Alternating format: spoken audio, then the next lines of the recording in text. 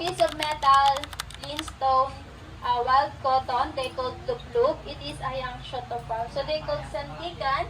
Santikan means friction. So the purpose of the cotton is to catch the fire. So that's how they survive on the mountain.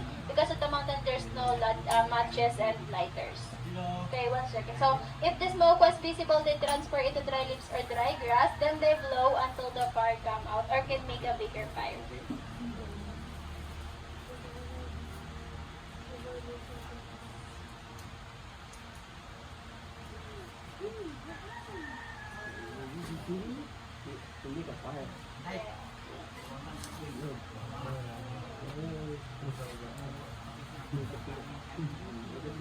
Yes, sir, because dati po walang matches and lighters sa mountain.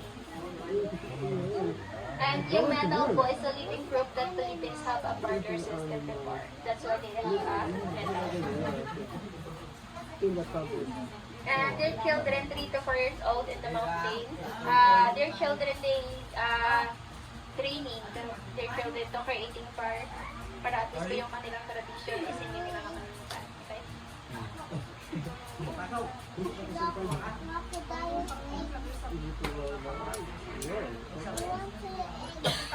Apoy.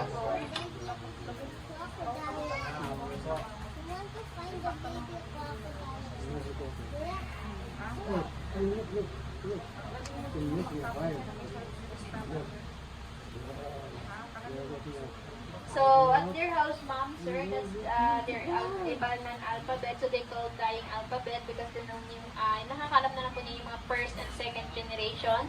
So they are third and fourth generation of Palawan tribes.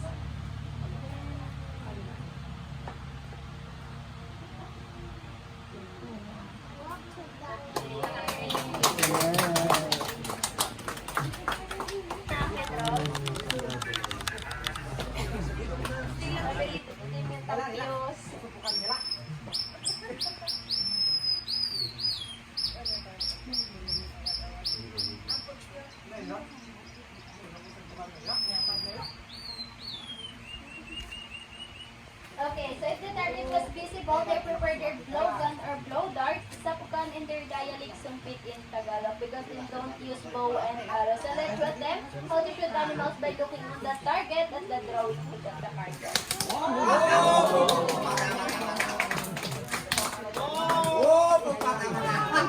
Sa Palawan